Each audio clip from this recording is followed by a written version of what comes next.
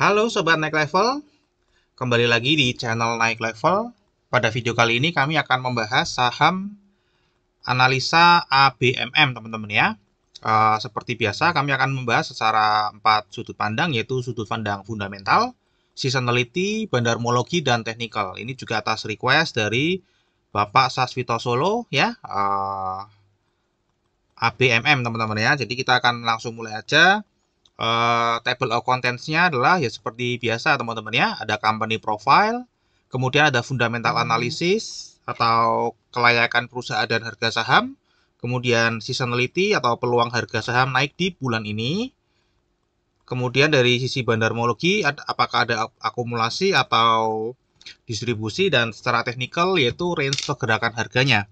Oke, kita akan langsung mulai saja teman-teman ya. Dan kali ini kami akan menjelaskannya sedikit lebih turun temponya supaya yang baru pemula-pemula di saham lebih bisa memahaminya. Oke, pertama kita akan masuk ke company profile. Ya, PT ABM Investama Tbk ini merupakan perusahaan holding yang bergerak di bidang energi terintegrasi, teman-teman ya. Jadi perusahaan holding ini ya dia tuh sebuah perusahaan utama yang fungsinya mengendalikan dan mengawasi anak-anak perusahaan yang dimilikinya, yang memiliki tujuan atau visi yang sama. Kemudian ini sudah berdiri sejak 1 Juni 2006 atau sudah 16 tahun dan memiliki 22 anak perusahaan. Jadi ini yang dipegang oleh holding ini teman-teman ya. Nah ini pemegang sahamnya ada 3 teman-teman ya. PT Tiara Marga Trakindo ini pemilik 53,5% saham. Kemudian adalah Vale Verde Private Limited ya, ini punya 25,5% saham dan masyarakat ada di 20,93%. Ini listing di bursa baru tahun 2011 ya, atau baru 11 tahun. Kemudian dengan IPO price-nya 3.750 ya. Ini adalah jumlah pemegang sahamnya teman-teman ya. Jumlah pemegang sahamnya naik terus ya, bulan Mei cukup menarik perhatian para investor retail. Jadi cukup banyak yang masuk teman-teman ya. Pada akhir periode kuartal 1 2022 itu ada saldo laba yang masih ada di perusahaan yaitu sebesar 2,2 triliun. Oke, ini sekilas mengenai company profile. Kemudian kita akan langsung masuk ke pembahasan fundamental analisis teman-teman ya. Yang pertama kita akan bahas yaitu income statement. Ya, income statement itu laporan laba ruginya teman-teman ya. Jadi ini adalah grafik di mana pendapatan yang diperoleh oleh ABMM ini teman-teman ya. Kalau kita lihat grafiknya itu dari 2010 naik, kemudian ya cenderung ke stagnan teman-teman ya. Namun tiba-tiba tahun 2021 nih naiknya luar biasa ya, hampir 2 kali lipat dari 2019 dan 2020. Jadi ini COVID juga tidak ada dampaknya teman-teman ya, karena sebelum COVID ini juga sudah turun sebenarnya tahun 2019. Oke, ini dari sisi pendapatan teman-teman ya, dan pendapatan terakhir itu tahun 2021 14,6 triliun. Kemudian laba bersihnya kalau kita lihat dari grafiknya ini labanya cenderung kecil dan tidak stabil teman-teman ya. Ini tidak stabil ya. Dan terakhir ini tahun 2021 ada laba yang jumbo teman-teman ya, karena omsetnya juga naik 2 kali lipat. Ini labanya naiknya luar biasa dari 2020 yang minus, kemudian naik menjadi 2,6 triliun. Atau kalau kita bagi ke omsetnya atau pendapatannya itu profitnya net marginnya adalah 17,8%. Oke, kami penasaran teman-teman ya. Kami penasaran kenapa kok ini profitnya bisa naik tinggi banget ya. Setelah kami cek dalami ternyata karena ada peningkatan pendapatan sebesar 73% teman-teman ya. Jadi pendapatannya itu meningkat 73%, namun beban pokok penjualannya tuh meningkat hanya 33%. Jadi ini ada gap ya teman-teman ya, di mana omsetnya naiknya jauh lebih tinggi daripada beban pokok yang harus dikeluarkan. Jadi ini menyebabkan peningkatan profit yang signifikan. Dan kemudian ini juga diperjelas di laporan keuangan, laporan tahunan tahun 2021 ya. Ini adalah laporan dari Dewan Komisarisnya bahwa di sini ditulis lonjakan harga batu bara juga memberikan dampak besar ke profitabilitas perseroan. Ya, jadi termasuk kenaikan harga batu bara ini menopang kenaikan profitnya teman-teman ya. Nah, apakah harga batu bara akan seperti ini terus untuk kedepannya? Ya kita tentu tahu ya, batu bara itu siklikal dan kita nggak akan bahas di sini kedepannya seperti apa batu bara. Itu kan kita bahas di video yang lain aja karena akan terlalu panjang. Oke, terus bagaimana kinerjanya di 2022 teman-teman ya? Ternyata di 2022 ini terjadi kenaikan lagi di kuartal 1 teman-teman ya, dibanding tahun lalu, dan profitnya itu masih bisa bertahan bahkan cenderung meningkat. Oke, jadi ini kinerjanya masih oke teman-teman ya. Secara profit walaupun sebenarnya tidak stabil ya. Ini sebenarnya tidak stabil, harapannya bisa seperti ini terus, ternyata masih berlanjut di tahun 2022 ini ya, performa yang seperti 2021. Oke, ini dari sisi income statement teman-teman ya. Yang kedua kita akan bahas dari balance sheet ya. Kita cek balance sheet-nya dia seperti apa. Ya, kalau kita lihat dari asetnya ini naik dan turun ya teman-teman ya. Naik dan turun. Kemudian kita cek juga karena ini mirip ya. Jadi asetnya ini mirip seperti liabilitasnya ya, hampir mirip. Ya, kemudian untuk ekuitasnya juga hampir mirip tapi lebih mirip ke liabilitas. Ini kenapa? Karena sebagian besar asetnya ini diisi oleh liabilitas memang teman-teman ya. Dan ini ada notifikasi ya teman-teman ya, ada catatan khusus bahwa liabilitasnya ini lebih tinggi daripada ekuitas. Ya, artinya kalau misalnya perusahaannya amit-amit ya terjadi sesuatu, ya tentu saja total ekuitasnya tidak, bahkan untuk membayar liabilitasnya aja nggak cukup teman-teman ya. Oke, ini secara balance sheet teman-teman ya. Kita akan masuk ke yang ketiga yaitu cash flow statement ya, atau arus kasnya seperti apa, bagaimana perusahaan ini mengelola kasnya. Oke, kita kalau cek di arus kas dari aktivitas operasi ya, ini selalu positif teman-teman ya. Jadi ini bagus dan tahun 2021 cukup tinggi ya, karena tadi peningkatan omsetnya atau pendapatannya cukup tinggi juga. Untuk dari aktivitas operasi ini cukup bagus teman-teman ya. Kemudian dari arus kas investasi juga bagus ya, selalu negatif. Dan dari aktivitas pendanaan ini tahun 2010 sebelum IPO masih ada hutang teman-teman ya. Kemudian tahun 2011 dapat dana dari IPO. Dan setelah IPO ini masih ada sedikit ya, tapi kecil sekali. Kemudian dari 2013 sampai hari ini, sampai tahun ini 2021, 2022 ini masih lebih cenderung untuk membayar dividen atau membayar hutang. Jadi ini bagus teman-teman ya, pengelolaan uang kasnya. Kemudian inilah nilai kas dan setara kas akhir periodenya selalu positif dan meningkat teman-teman ya. Jadi ini pengelolaan cashnya bagus teman-teman ya, perusahaannya.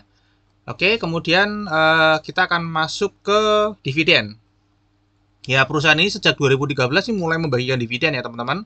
2013, 2014, namun pernah absen di tahun 2015 sampai 2018 ya, karena memang di 2014, 2015 itu rugi, kemudian 2016 dan 2017 itu profit sangat kecil ya, tipis. Jadi mungkin masih kalau dibanding kerugiannya masih tinggi ruginya ya. Tapi kalau selama dia profit dia membagikan dividen, dan terakhir ini dividennya cukup besar teman-teman ya, 267 ya, jumbo sekali. Ini range dividennya adalah 4,98 rupiah sampai 267 rupiah ya. Harga saat ini itu ada di 2.220 kalau teman-teman ambil ya. Kalau misalnya teman-teman ambil di harga ini, maka teman-teman akan mendapatkan yield 0,22 sampai 12%. Dan ini 12% ini ya, yang tertinggi ya tahun ini. Ini bulan Mei kemarin dan dibayarkan di bulan tanggal 10 Juni. Ya, jadi dan ini sekedar informasi bahwa dividen 2022 ini hanya 34,8% dari total laba. Artinya 12% ini yieldnya itu hanya 34%. Kalau misalnya profitnya dibagi 100%, maka yieldnya itu mencapai 36% teman-teman ya. Dan kalau itu terjadi, saya yakin harganya sudah terbang teman-teman ya, harga sahamnya. Oke, jadi ini dari sisi dividennya teman-teman ya, ini cukup oke untuk membagi dividen ya, cukup loyal. Kemudian kita cek dari PE standar deviation B-nya teman-teman ya. Nah ini karena profitnya atau labanya tidak stabil, maka ini nggak bisa dipakai teman-teman ya, karena ini datanya anomalinya sangat tinggi, harganya sampai minus 62.000 itu kan nggak mungkin teman-teman. Jadi kita lewati aja.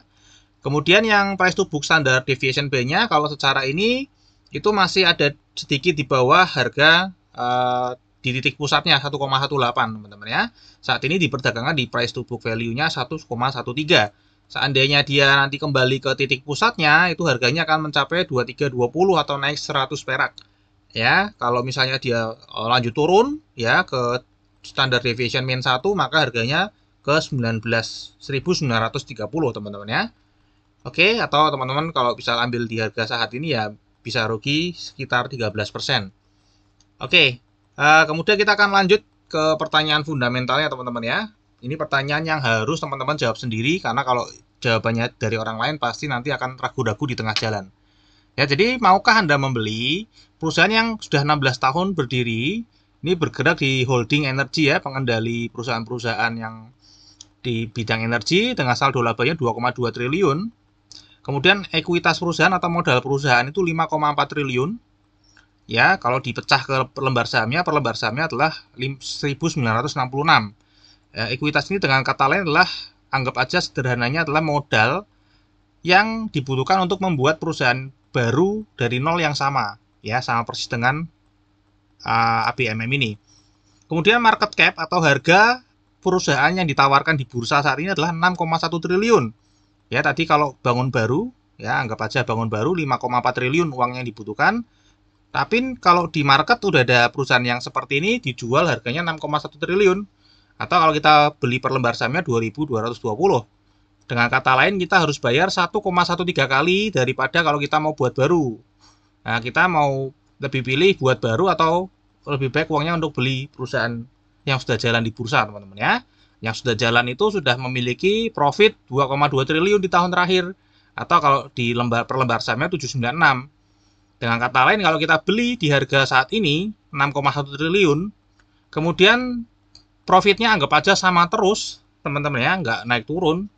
Anggap aja sama terus ya, maka akan balik modal 2,7 tahun ya. Jadi seandainya nih teman-teman ya, profit ini bisa distabilkan dalam waktu 3 tahun ke depan aja, itu sudah pasti balik modal teman-teman ya. Balik modal secara perusahaan ya. Udah 2 kali lipat nilai ekuitasnya pasti. Ya, jadi ini cepat banget balik modalnya. Karena kita ambil peaknya, profitnya di profit yang tertinggi 2021. Apakah 2022 akan sama, kita belum tahu. Kemudian ini ada pertimbangan notasi khusus, yaitu labanya tidak stabil ya, namun di kuartal 1 2022 itu masih menunjukkan perform yang sama seperti 2021 ya. Nah, ekuitasnya ini lebih rendah daripada liabilitasnya tadi ya teman-teman ya, namun ini memiliki manajemen kas yang bagus tadi ya, penggunaan kasnya ini bagus teman-teman ya. Nah, teman-teman kira-kira mau nggak beli perusahaan yang seperti ini? Ikhlas nggak keluar uang bayar 1,3 kali dengan kondisi seperti ini? Ya, ini teman-teman yang bisa jawab sendiri teman-teman ya. Oke, kita akan masuk ke analisa yang kedua, yaitu seasonality analysis. Ini adalah analisa yang paling sederhana, yaitu selama 10 tahun ke belakang ya teman-teman ya, probabilitas untuk naiknya di bulan ini, di bulan Juli sangat kecil ya, hanya 30%. Dan kalau kita lihat geser ke kanan, Agustus ini juga lebih kecil lagi, selalu turun di bulan Agustus kecuali tahun kemarin ya, tahun 2021. Nah, kalau misalnya naik itu pernah naik sampai 55%, tapi kalau misalnya turunnya paling dalam adalah 23,21%. Nah, ini teman-teman bisa jadikan pertimbangan ya, risk dan rewardnya di bulan Juli yang pernah terjadi tertinggi dan terendahnya. Oke, ini dari sisi seasonality teman-teman. Kemudian kita akan masuk ke analisa yang ketiga, yaitu dari sisi bandarmologi. Kalau kita cek ya dari grafik bandarmologinya, ini terjadi seperti ada anomali data ya teman-teman ya. Tiba-tiba tanggal 22 September itu terjadi penurunan atau ada stok keluar tinggi sekali ya, besar sekali, tapi harganya tidak bergerak secara signifikan ya. Biasanya kalau ada buang barang seperti ini kan harganya turun drastis ya, tapi ini nggak ada perubahan di harga, malah justru cenderung naik. Nah, ini kalau kita cek ya teman-teman ya, dari tanggal 22 September sampai 28 Oktober itu ternyata ada broker ZP yang buang barang ini cukup masif ya, 406 miliar. Dibanding yang lain ini cuman yang kedua aja 400 juta aja teman-teman ya. Dan yang beli juga kecil-kecil ya, tidak ada yang dominan. Nah, ini buat bikin penasaran sehingga kami membuka data kepemilikan efek ya teman-teman ya. Ada apa di tahun itu, di bulan September dan Oktober 2021 terhadap terhadap saham ini. Ya, kami buka data kami di data kepemilikan efek ya. Ternyata tahun 2021 bulan September dan Oktober itu memang ada perpindahan teman-teman ya. Awalnya ya bulan September itu dimiliki asing ya, asing tapi ini other ya. Jadi kita nggak tahu ini other ini siapa. Itu 87%. Kemudian bulan Oktobernya turun jadi 40%. Nah, siapa yang ambil ini? Yang ambil adalah Local ID. Jadi ini ada investor lokal ya di Indonesia, investor retail yang ambil teman-teman ya. Kemudian ada corporate, ada korporasi juga yang ambil ya. Kemudian di bulan Novembernya dari investor retail kemudian dia berpindah ke corporate ya. Jadi lokal corporate. Kemudian ini adalah lokal asing. Corporate asing ya, ini adalah perusahaan corporate asing. Jadi kalau kita lihat komposisinya ternyata ini adalah pemegang saham utamanya teman-teman ya. Jadi ini PT Tiara Marga Trakindo 53%-an. Kemudian Vale Verde Private Limited itu sekitar 25%-an. Jadi ini bukan apa-apa teman-teman ya, hanya perpindahan stok aja, bukan bandar ya. Nah, kemudian kita akan masuk fokus ke fase berikutnya ya. Setelah anomali tadi kita temukan, kita akan masuk ke fase berikutnya yaitu tanggal 29 Oktober sampai 28 Januari. Ya, di mana ini fasenya sideways teman-teman ya, cukup lama. Dan di sini tidak ada yang menarik ya. Di sini hanya ya broker-broker retail ya yang saling bertukar jual beli stok. Ya, dan di sini yang dominan adalah DH, YP, EP, BQ. Ya, kemudian kita akan masuk ke fase yang berikutnya yaitu fase tanggal 29 Januari. Ini 29 Januari sampai 10 Mei ya, dimana harganya mulai naik, namun secara cash flow bandarnya cenderung stabil ya. Dan kalau kita lihat di sini teman-teman, memang nggak ada yang menarik juga teman-teman ya, nggak ada yang menarik. Ini cuma YP dan GR ini yang taking profit ya. Setelah sebelumnya dia ambil posisi di sini ya, harga 1.400, kemudian dia jual di harga 2.000, jadinya taking profit. Kemudian kita cek di fase yang ketiga 11 Mei sampai 15 Juli, di mana nih grafiknya cukup ada stok keluar ya, uang keluar yang besar. Dan ternyata ini YP dan GR lagi teman-teman. Ini cuma taking profit aja dan lumayan cuannya ya. Tadi cuannya ya, kalau kita cek di sini dia stoknya modalnya 1.400, dia bisa jual di 2.600. Jadi ini cuannya lumayan besar. Ya ini karena disebabkan ada dividen teman-teman ya. Ada dividen jumbo, pasti memang ada uang gitu ya, ada uang yang akan dibagikan, jadi ya pasti profit semua, bagian cuan semua, entah dari capital gain, entah dari dividen. Oke, jadi dari Bandarmologi ini nggak ada sesuatu yang menarik teman-teman ya, standar-standar aja sampai saat ini. Kita akan masuk ke technical yang analisa yang berikutnya yaitu technical. Kalau kita lihat teman-teman ya, ini setelah sempat uptrend sedikit ya, kemudian dia setelah bagian dividen dia sempat turun ke garis MA50 dan break teman-teman ya. Break ke MA50, di sini masih sideways ya, biasanya sideways dulu. Nah, kita nggak tahu nih dia akan balik mantul lagi ke atas atau dia akan break ke garis MA200. Nah, kalau misalnya dia naik teman-teman ya, melewati garis support 23.200, kemungkinan besarnya dia akan mencapai angka 2.500 ya. Tapi kalau ternyata dia ini melanjutkan penurunan terus sampai 1980 dan kemudian ditembus 1980, maka ada potensi dia akan break ke garis MA 200 dan menuju ke 1680 ya. Dalam arti ini akan berubah trennya menjadi downtrend teman-teman ya.